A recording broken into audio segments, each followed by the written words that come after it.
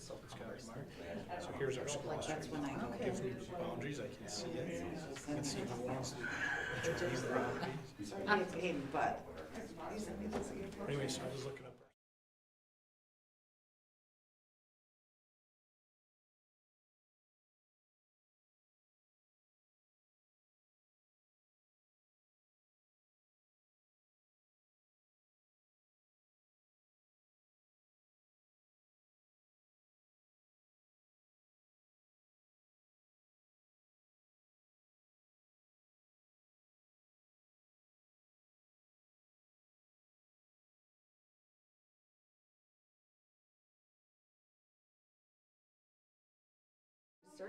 Sure. Okay, it's 5:30 and I'd like to call the school board of Tomahawk to order. Tuesday, October 10th, if you stand for the Pledge of Allegiance, please.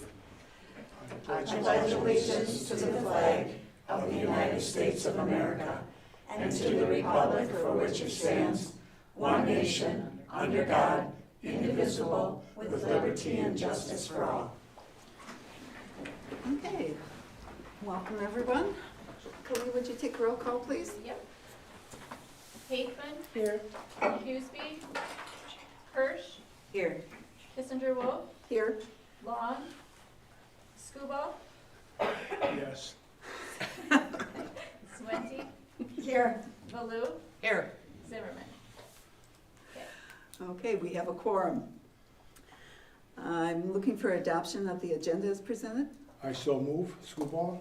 Second, Baloo. The motion's been made and seconded. And whoever tied there, you can pick it up, Colleen. Okay, moving on to the district administrator's report. Wendell, please. Right. So just a few things. Last Wednesday through Friday, I was able to attend the WASBO convention, fall convention with Sandy Holquist and Arlen Wingate, so our building and grounds bookkeeper. So that's the Wisconsin Association of School Business Officials. We went through and looked at this agenda a while back, and the unique thing about WASBO is they have a variety of things. So they have custodial and maintenance that fall under their umbrella. They do a lot with school safety and cyber safety, as well as the financial end of things. So there were a lot of good sessions. We had the opportunity to attend. Some of them we were able to attend together, which was good, but it was a really good conference. So I just wanted to provide a quick update on that. There was some really good networking sessions with some folks from DPI and some other opportunities to maybe get a sneak peek or get an idea what the finalized funding numbers are going to look like, as well as some other things that we need to anticipate as we start to put those numbers together. So some really good conversations. It was definitely worth our while and investment to go. So I was glad those two were able to attend as well. I attended the legislative meeting for our WASDA group yesterday and got an update, or at least a refresher on some of the bills that are floating their way through the legislature right now. Many of them impact schools, or at least have schools, within their scope of who will be impacted if they would pass. Most of these bills right now are just floating through. They're going through hearings. They're maybe getting assigned to a committee. I'll keep the board updated on anything if it looks like it's going to actually make it to the floor for a vote, or I'll shoot you guys an update on them. But we spent a lot of time tearing apart and looking at Act 20, which was the new reading legislation that did pass, where they're at with that currently, timelines, what schools can really maybe anticipate being the impact of this year for that. And it looks like, it looks like a lot of it, as far as the decision making or curriculum changes and those pieces, are going to be down the road a little further than what they anticipated, at least in local decisions. But still a great opportunity, I think, and Mark is going through this process right now of just re-examining what we're doing with our reading practices, what our goals are, anticipating what changes are going to be made, and how we're going to be ready to field those as they come our way. So still some good conversations, regardless of how people feel about the legislation itself. There's really good conversations happening in not only our school but across the state. So Some other, legislation that's been proposed that is floating around, they kind of refer to these as, as bills that, I think they don't think, even if they are passed, will pass in their current form. There'll be a lot of changes made to them as they enter committees and that sort of thing, but bills that deal with Narcan and whether schools are required to have a Narcan on site and what that would look like. Licensure of superintendents is being floated out there. I think that's 342 that's in the House or in the legislature right now or in the Assembly right now. Some of these things, as they start to break them apart and look at them, there's a lot of things that could be in the lawsuit category, be put schools in litigious situations if they enacted them. So they're sorting through a lot of that stuff right now. One of the bigger ones that they talked about was SB 83, which is the notification of interest on any bonds that a school would have in terms of, if you went to a capital referendum and had bonds issued. So there's a number of issues with that bill. I don't know where that's at right now, but that one certainly is going to take a while to work some of the, some of the issues out of it before it would ever actually make it out of committee. I think there would be some legal challenges or at least some very challenging hurdles to overcome to make sure that you are accurately reporting those things with variable interest rates and the length and term of whatever the term was or the loan was. Shifting gears a little bit, newsletter timeline. So we've got a really solid template design, and we also have most of the content in the newsletter. We're waiting on the finalization of numbers. Once we finalize our levy and have the budget set, I can include that information. So I'm looking at maybe a week after that we'll have something that will be heading out to printers and then being sent out to our district. But I'm pretty impressed with how that looks so far. I think I will give a rough draft to the board before anything is sent out, but I like the way that's shaping up and how it's coming together. One update that came in from Ryan Flynn that did not make it into his report today. We have been trying to get elementary swim lessons back into the FIAD curriculum. They are prepared to do that this year, but one of the hurdles that we ran into was trying to find lifeguards to support that when they were doing it. Luckily, he found two, so I wanted to update the board. We have Judy Koshak and Angie Houston, who have both stepped up to take on those duties, so we're very thankful to them. But it looks like these will begin taking place in November. So that's a good thing. That's something we wanted to get back for a while. Finalized numbers, just a reminder, for the state funding will come out Friday the 13th. And we will have a quick turnaround between Sandy and I to get everything ready, but we will be certifying the levy next Tuesday the 17th, right before we head out to the WASDA fall meeting. And then last thing on my list was just a reminder that starting actually with this month, our staff reports will be, the administrators will submit their written reports and field questions, but we will bring in and start to have an actual focused staff presentation. So this week we'll have Wendy and Mark will be talking about our MLSS, our multi-layered support playbook that they have designed that outlines a number of different things. I won't start talking about it. I'll let you guys do it. I won't steal your thunder up here, but just so you know, when we get to the staff reports, if you have any questions, we'll have them present, and then after that, if you have any questions for any of the written reports, which this time are scorecards, we'll have time for that as well. That's all I had for report. Any questions of Wendell? Okay, thank you. Moving on to the consent agenda items, we have the minutes from the Personnel Committee from September 6th, the closed session from the Personnel Committee, the ad hoc meeting from September 7th, the annual meeting from September 12th, the regular meeting from September 12th, the policy meeting from the 19th, and invoices along with the contracts. And I saw there were questions for the invoices and they looked like they were answered. And the employee contracts were all on there too. Looking for a motion to accept those? I so move. Swente? I'll second Taveman. Okay, motion's been made and seconded to approve the consent agenda items A through I. All those in favor? Aye. Opposed? Motion carried.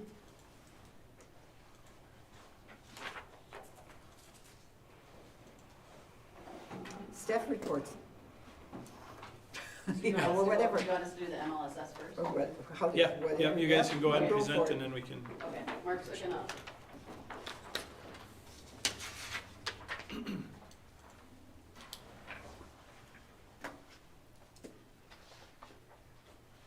Maybe. HDMI.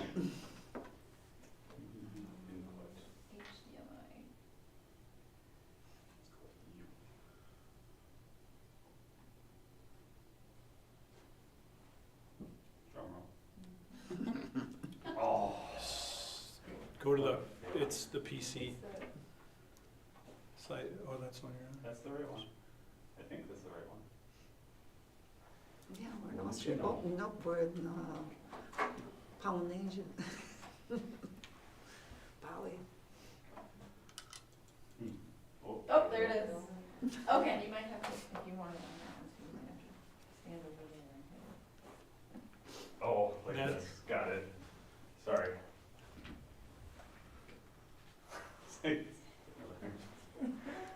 Okay. That one off of that one. That's all right, just Okay. leave it on that one, Okay, that's fine. leave it on this one. So we've been working on what's called our multi-level systems of supports.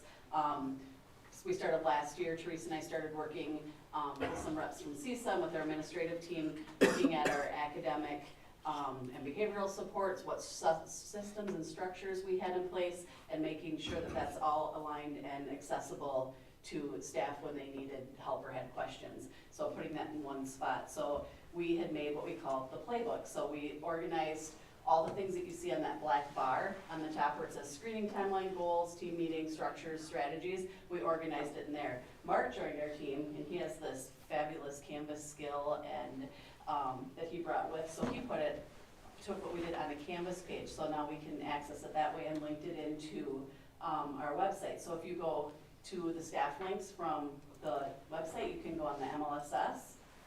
You want to show that link so that they want to look at it later? So if you, oh, Yeah, I did that on purpose. okay, So from the staff links on the right side, scrolling all the way down, you'll get 3 pages.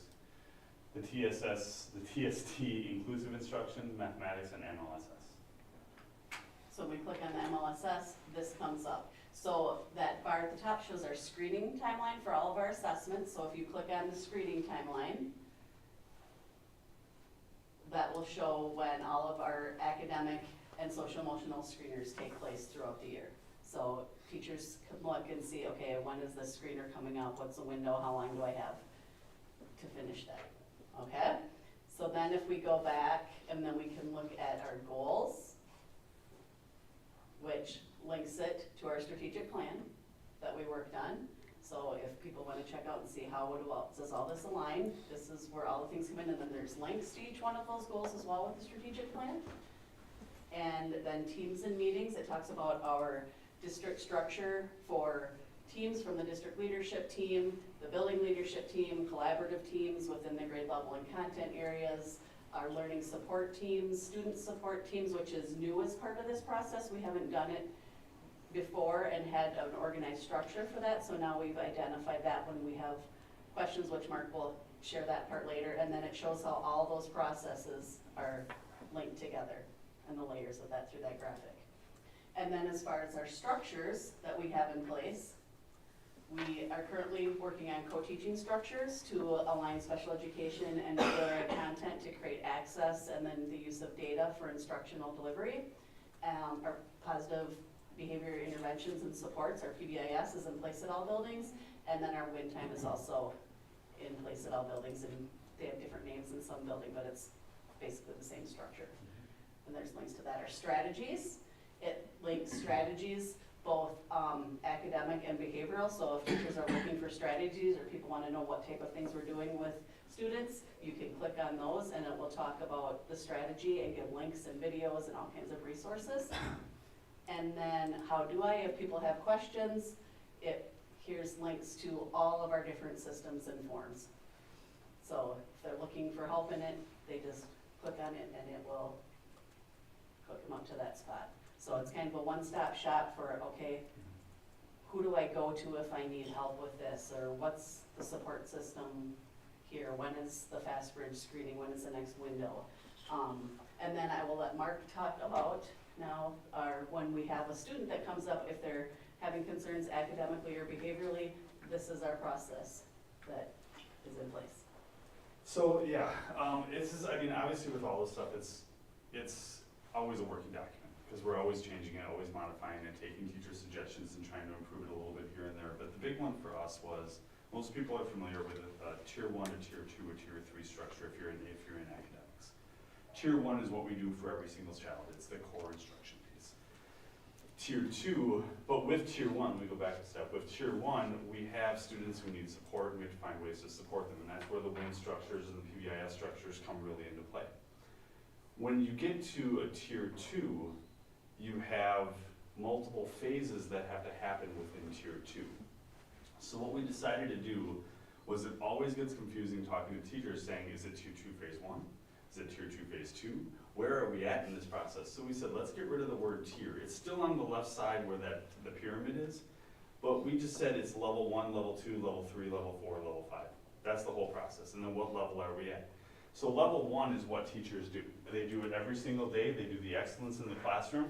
But what we're trying to do is support them a little bit more, so we have instructional strategies and supports. So depending on where they're at, what we're looking for in instruction, is it flexible, is it fluid, is it responsive, how can we tell if it's working? But then we have what's the beginning of instructional strategies.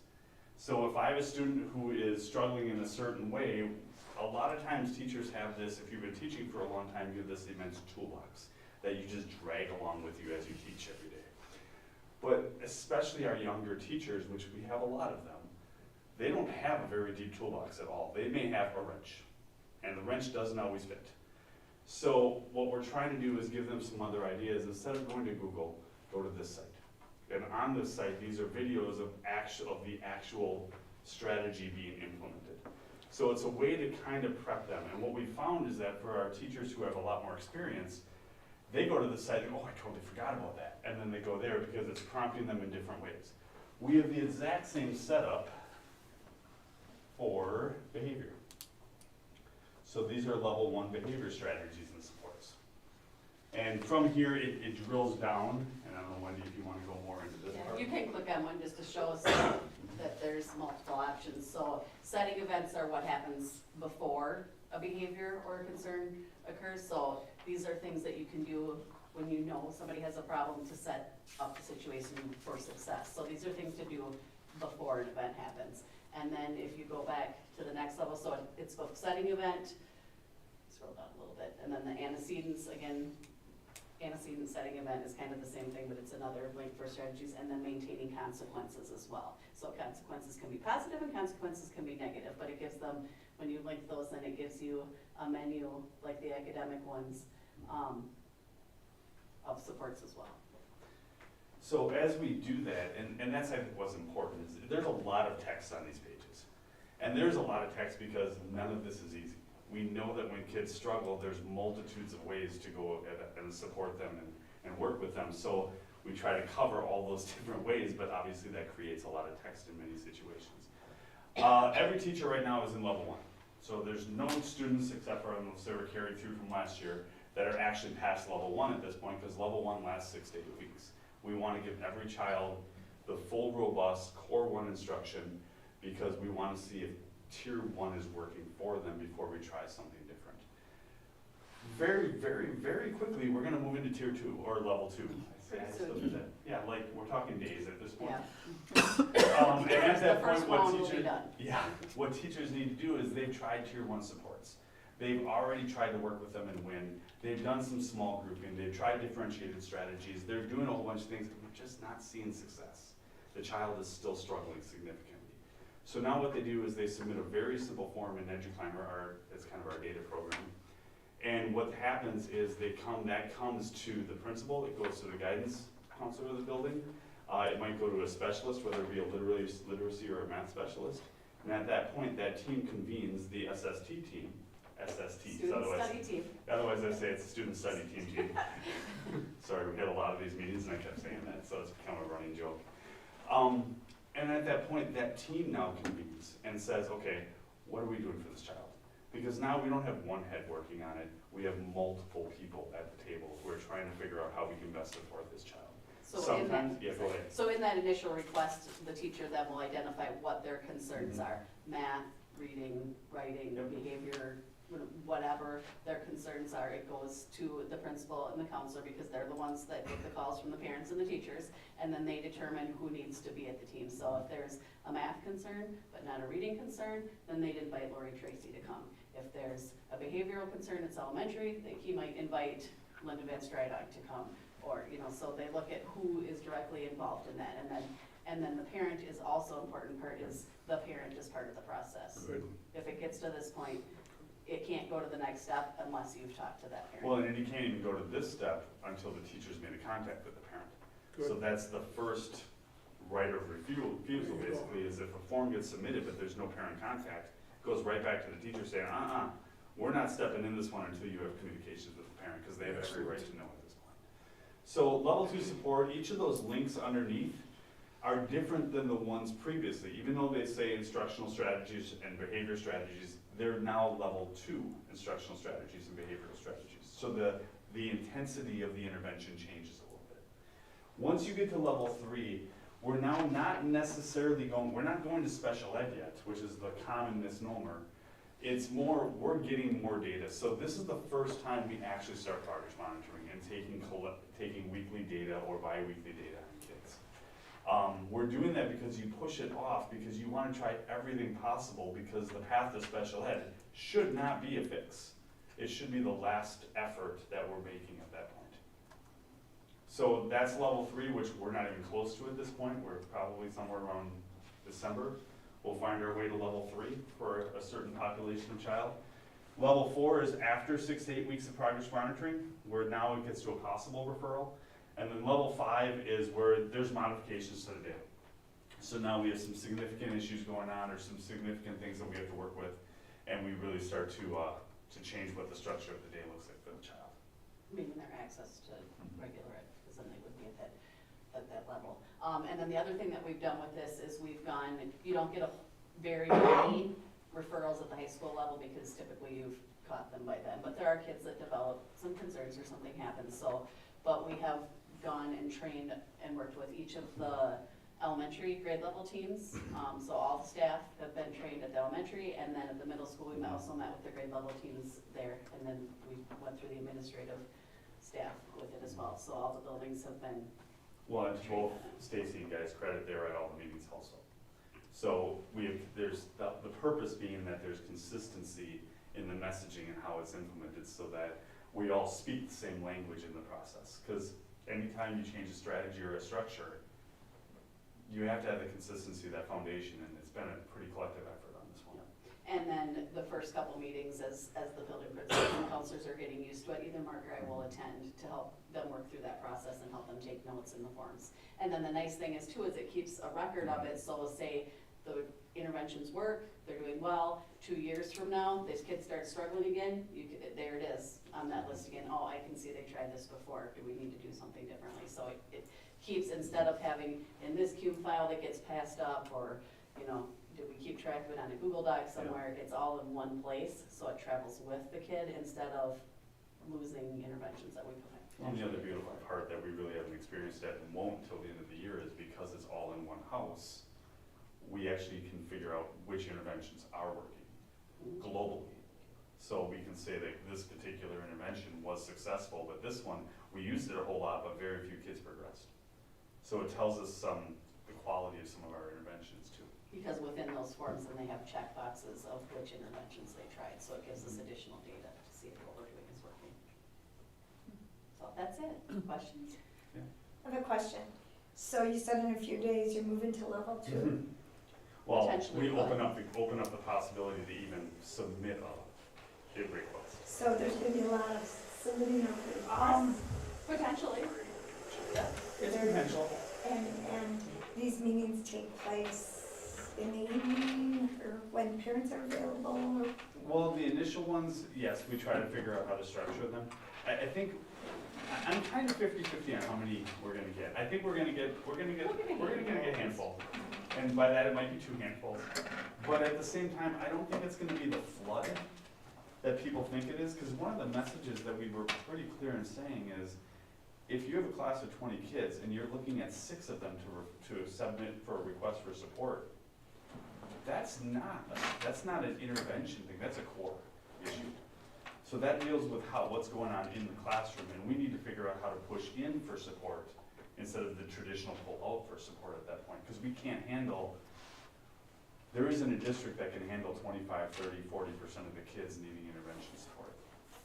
So if a child moves in to the district, and like I said, let's say in my classroom at this time, and the teacher before me was working in tier 1, obviously, Yep. starting tier 2 maybe, depending on when they move in, do I have to, as classroom teacher here in this district, go back to tier 1? Depends on the documentation, because a lot of times we'll get parents who come in and say, oh, they were this, but if there's no documentation, that's difficult to do. And there's always the jump.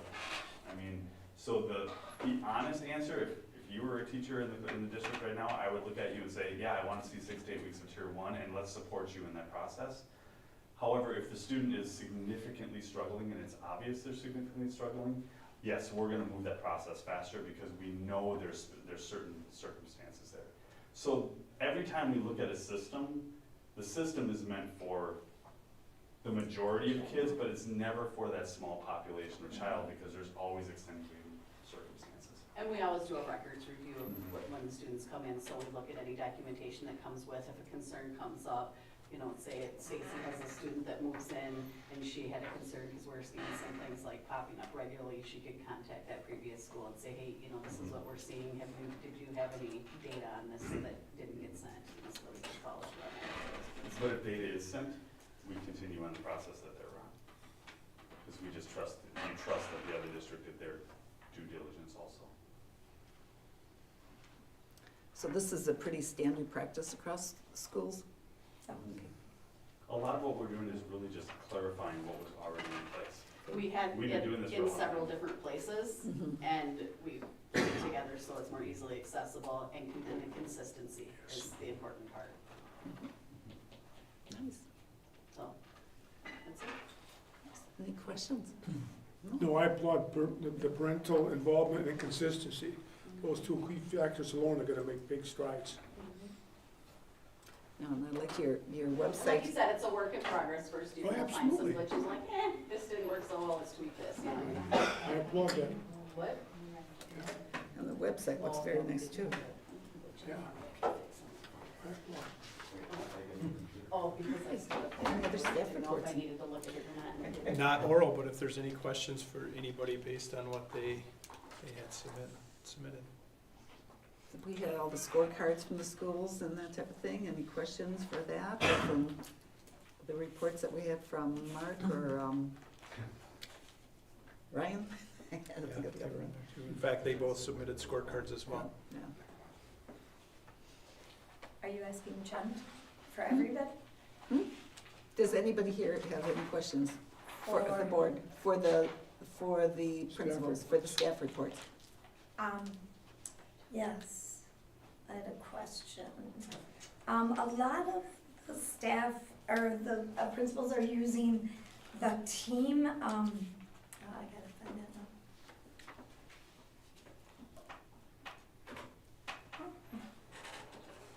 I'm sorry.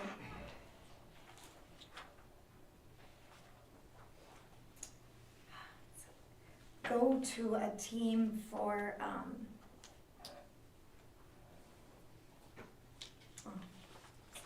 why did I have this?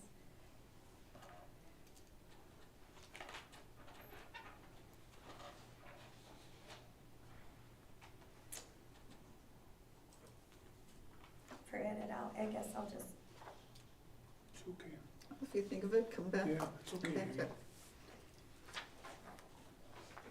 I did have, Wendy, what is the Big 5 data? The big 5, like where, when, who, how. Oh, okay, From, yeah. that was one question I had, where the heck? So that we can identify trends in areas that we need to add additional supports or reteaching of expectations. Okay.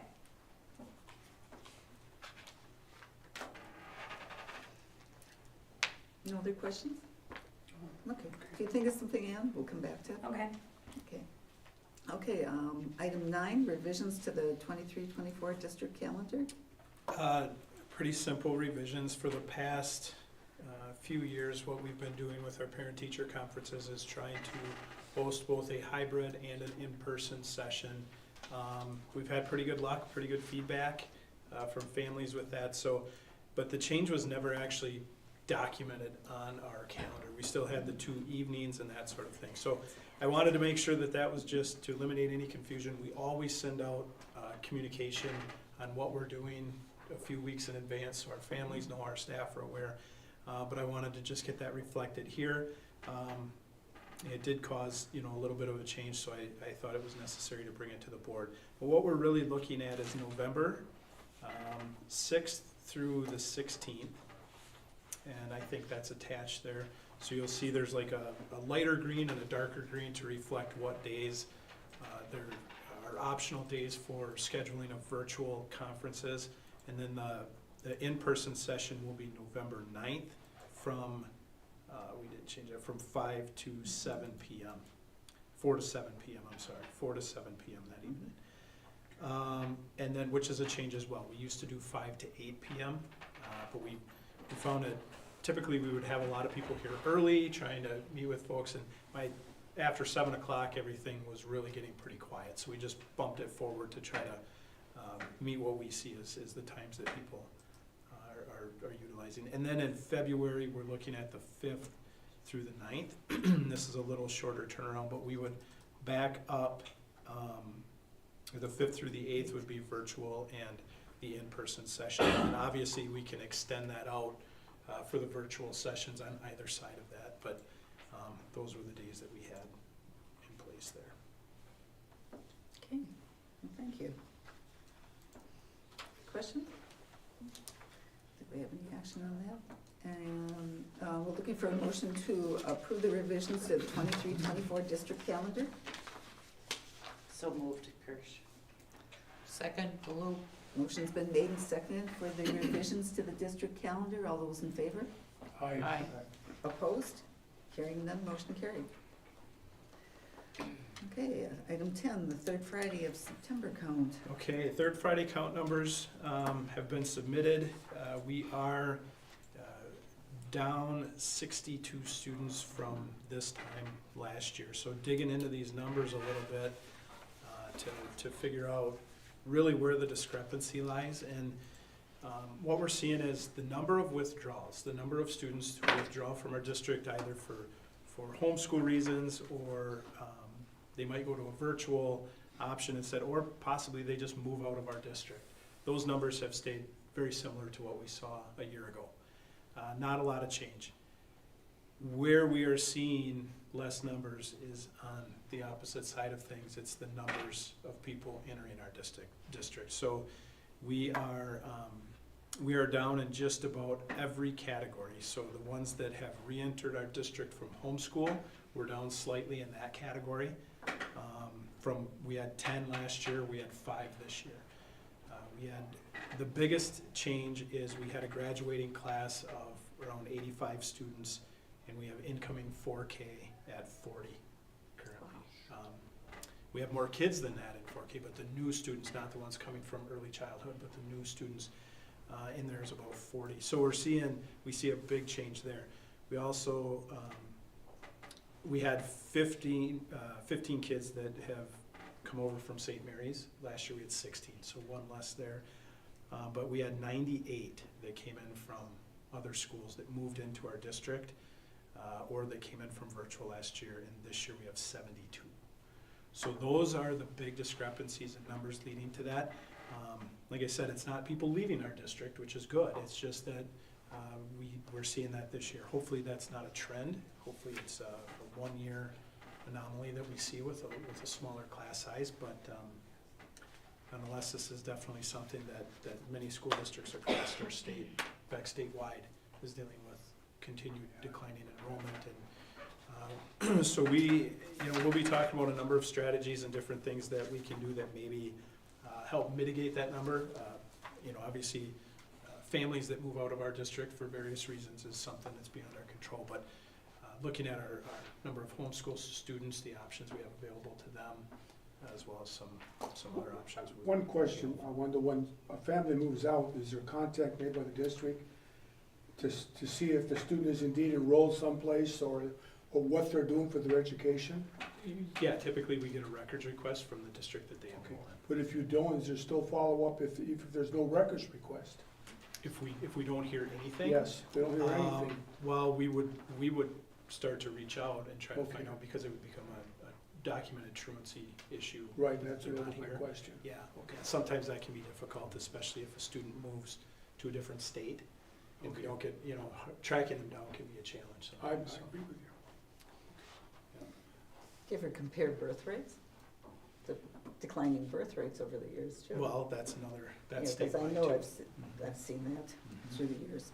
Yep, so, and we did have, some of this is, I think with the students coming in, especially from virtual, we had a bubble there because we had a lot of students that left our district during Mhm. COVID that went virtual, and then we saw a mass return of many of those kids, so, but still, to see the discrepancy that we have, it could be concerning if it tends to trend that way, so. So what is our total number? 11, 40. 40, Well, no, that was the people coming it's sitting on my desk, I don't know the exact count off the top of my head. 1207 last year, and we were 1140 some, I think, this year with the actual student count. 1147, I want to say, but could be give or take one or two.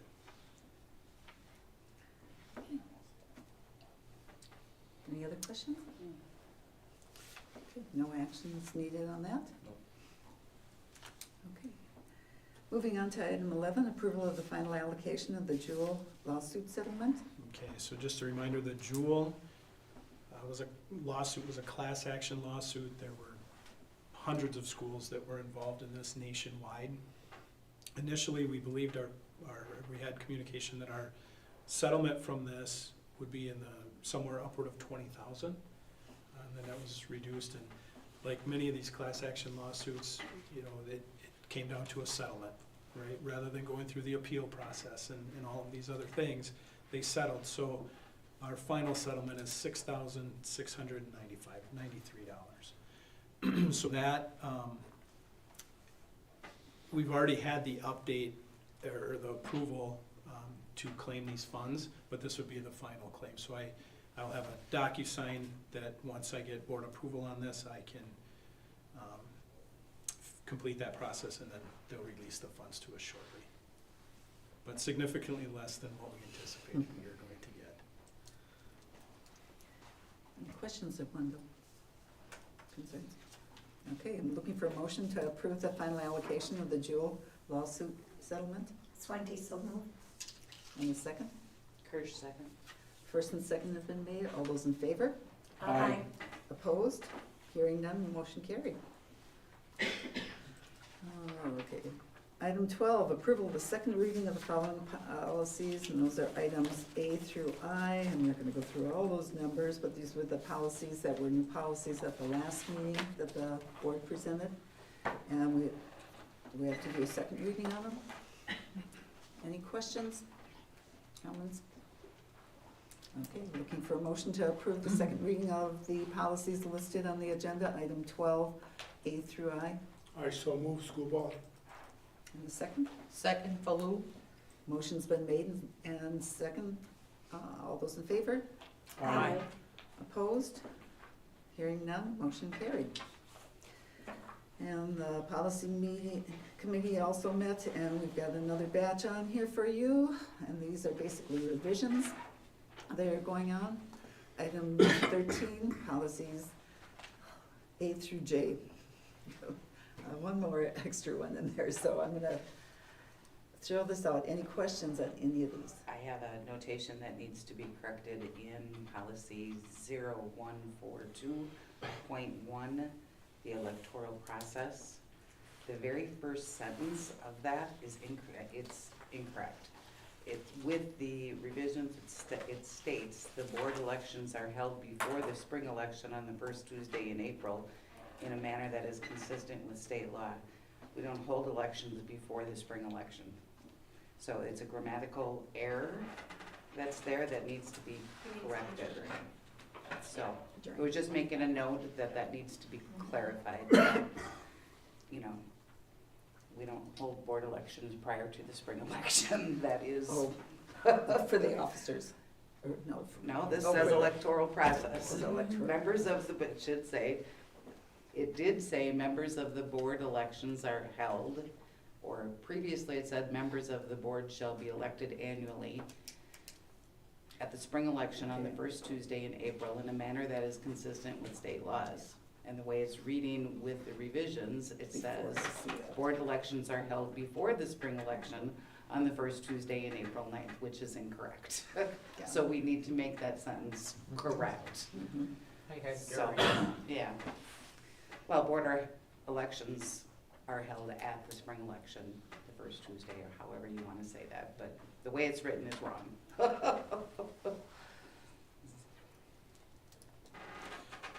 So that can still be approved, it would just be a It's Just just be a a technical text, change. grammatical, yeah. Okay.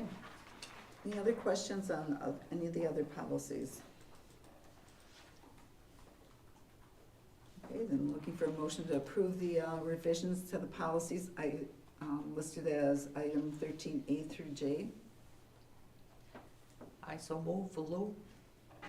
In a second. I'll second Haveman. Motion's been made and seconded. All those in favor? Aye. Opposed? Hearing none, motion carried. Moving on to the public comment, item 14. I have two things I'd like to express. Congratulations to Bob Guru on his upcoming induction into the Wrestling Hall of Fame. He's been coaching in wrestling Tomahawk for 34 years. He's a former graduate of Tomahawk High School. My second public comment is the family of Bob Lee. Bob was the former board president, and he was on the board. He was the president when the school was built. He's been a cornerstone of education in this community since I've been in town in '78. All my best to Bill and his family. Thank you. Any other public comment? Okay. I think we can adjourn then. board referrals. A board, I oh, don't I have don't have board, oh, there it is. I'm missing on there. Any Yeah. board referrals? We just had the WASBA next Tuesday, it. WASB next Tuesday. WASB, the regional conference, and the meeting just before then, the Certified final. the levy.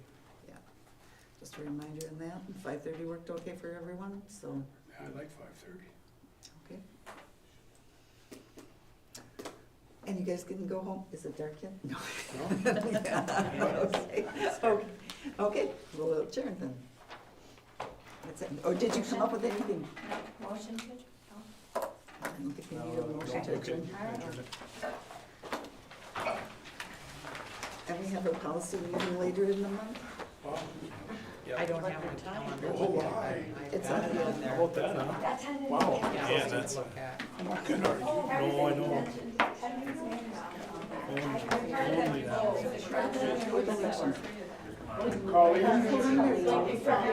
do we have a primary election one year? Yeah, primary. Sorry. Colleen?